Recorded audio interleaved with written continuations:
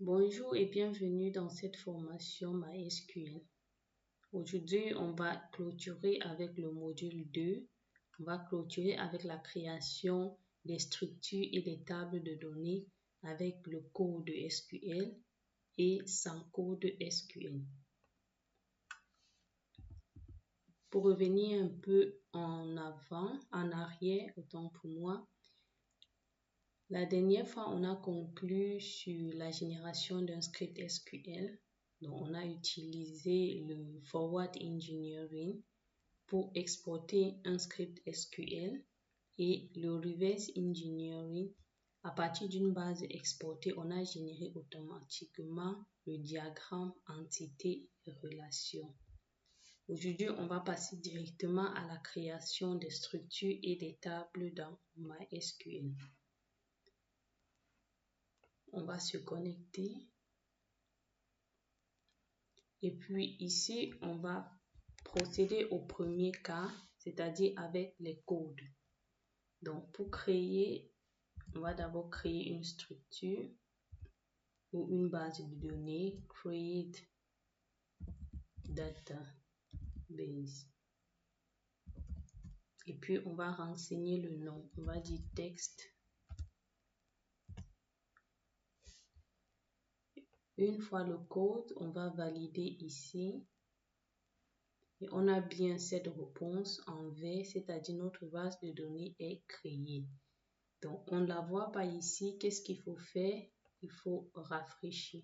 Lorsque vous rafraîchissez, vous avez bien votre base de données texte 1. Par la suite, on va créer une table. Donc, on va créer notre table client. Create table. Et on va renseigner le nom. Client. Entre parenthèses, on va renseigner les colonnes. Donc, on va dire ID, c'est le nom. INT, c'est le type. Et la contrainte, c'est primary keys. Virgule. On va créer la seconde colonne. C'était bien le nom qui était un varchar. Entre parenthèses 100. Virgule. Comme contrainte, on peut mettre le not nul. Donc, il faut absolument renseigner not nul.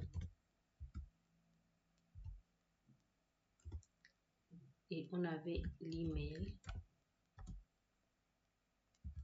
Également varchar 100 et not nul. Enfin, et puis point virgule. Il faut toujours mettre le point virgule à la fin.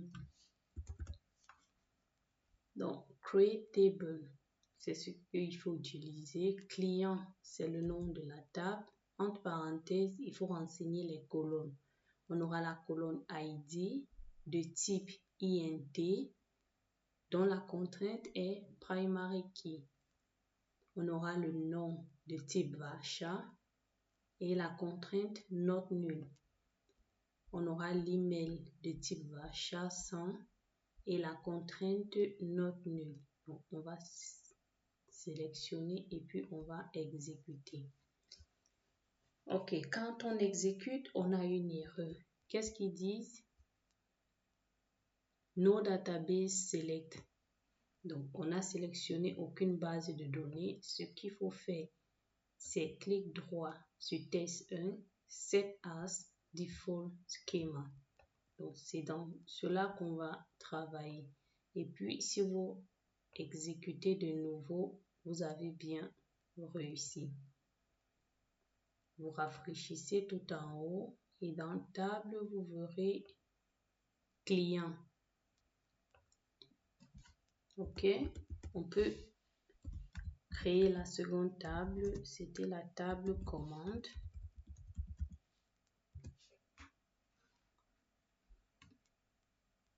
Dans nos commandes, qu'est-ce qu'on avait? On avait table commande. Non, c'est create table commande. Et on avait ID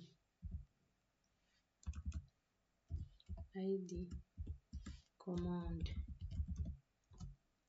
de type int et la contrainte primary key. Par la suite, on avait ID client, la contrainte étranger. ID client de type int. On va d'abord lister les tables avant de traiter le cas de la contrainte étranger.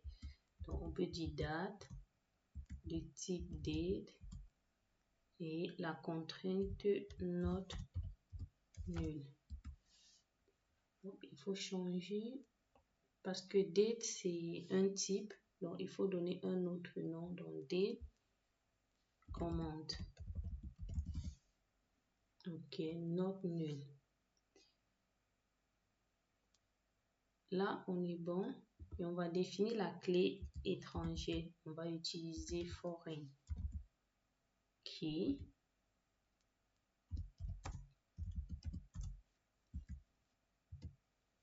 On va renseigner le nom ID client. C'est bien la contrainte étranger et on va donner la référence. La référence, il faut donner le nom. Le nom de la table de référence, c'est bien client. Entre crochets, le nom d'un client, c'était ID.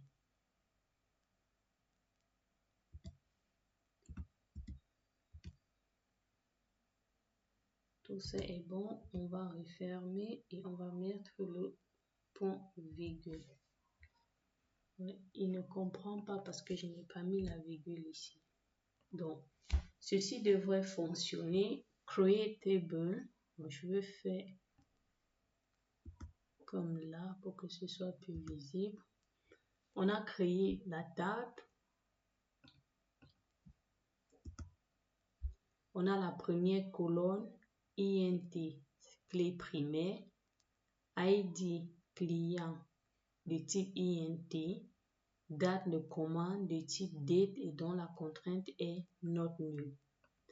Maintenant, il faut gérer la clé secondaire foreign key, c'est bien ID client et elle est référencée dans la table client. C'est bien avec le C minuscule. Ouais, la table client ID, c'est bien ID, ceci. On va valider. Donc, notre table est créée. Si on rafraîchit là, qu'est-ce qu'on a? On a la table commande. On va ouvrir un nouveau script et on va faire le select all from client qui permet de sélectionner tout ce qui est contenu dans client. Donc, on valide. OK. Et puis, on a l'ID, le nom et l'email. Puisqu'on n'a encore rien renseigné, donc c'est normal. Bon, je vais faire pareil. Ici en bas, je dis select all from command. Donc, si j'exécute comme ça, c'est bien ID command.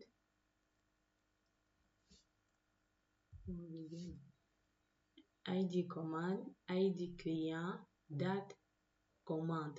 Donc là, on a créé notre base de données et on a créé nos tables à partir du code SQL.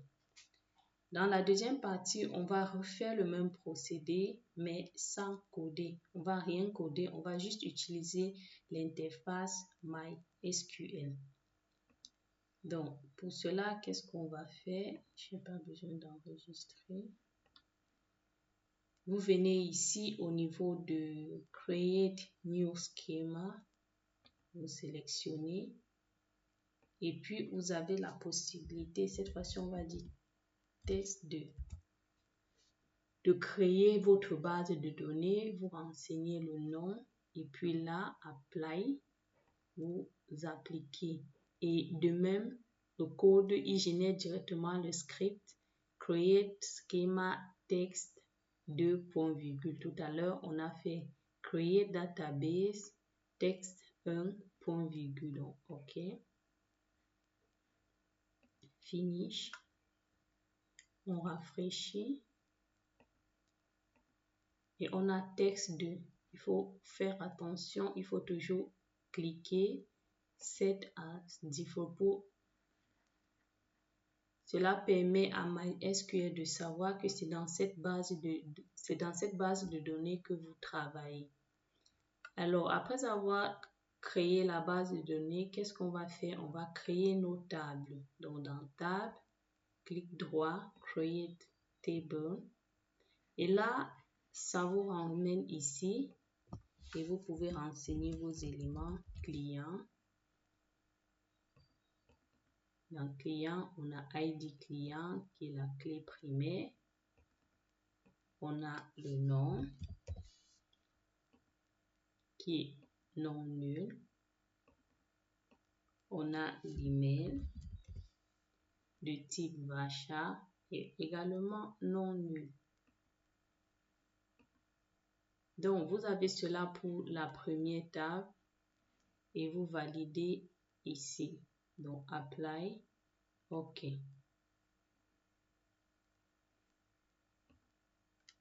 OK. Vous avez le code qui est généré, Create Table Text 2 point client, c'est-à-dire ça c'est le nom de la base de données et ça c'est le nom de la table.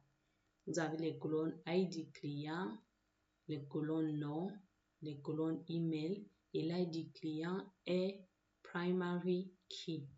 Donc, OK. On applique.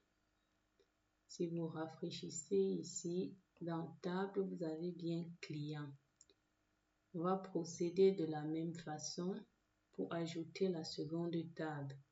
Mais je pense que vous avez compris le processus. Donc là, c'est commande.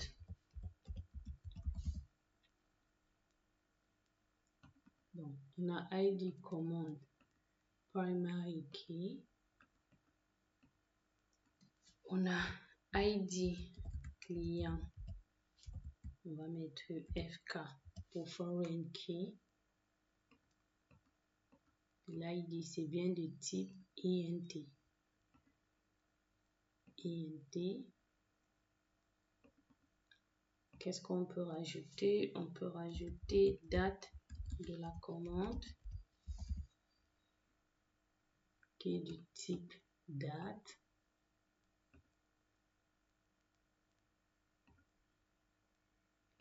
Et on peut renseigner le montant. On va prendre le type décimal.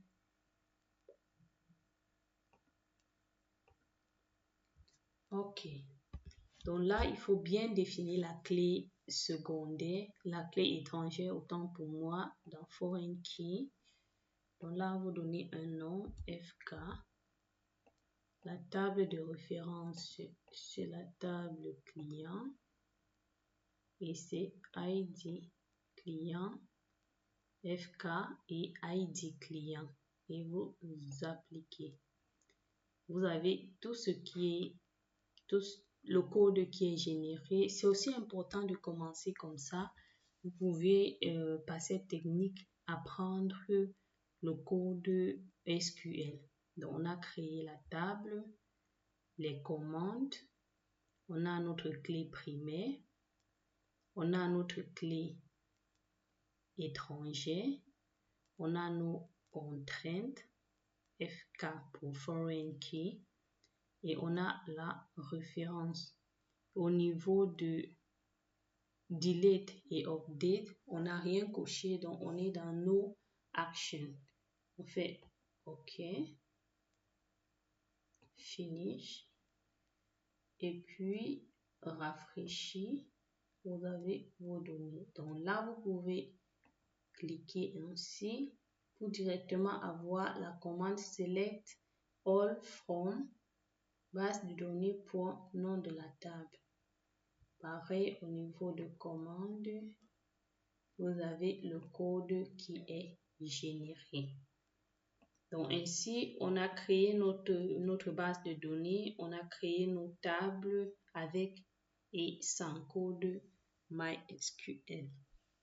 Ceci nous permet donc de conclure sur le module 2, module qui a couvert la modélisation des données avec MySQL en 3 étapes. La création d'un modèle ERD, Entity Relation Diagram, pour structurer les bases. On a la génération d'un script SQL pour créer la base et le reverse engineering pour analyser et modifier une base existante. Ces compétences permettent de concevoir et d'optimiser efficacement des bases de données MySQL, que ce soit pour une nouvelle application ou pour améliorer une base existante. Voilà conclut le module 2. Dans la prochaine vidéo, on va débuter le module 3, écriture et exécution des requêtes SQL avec Workbench.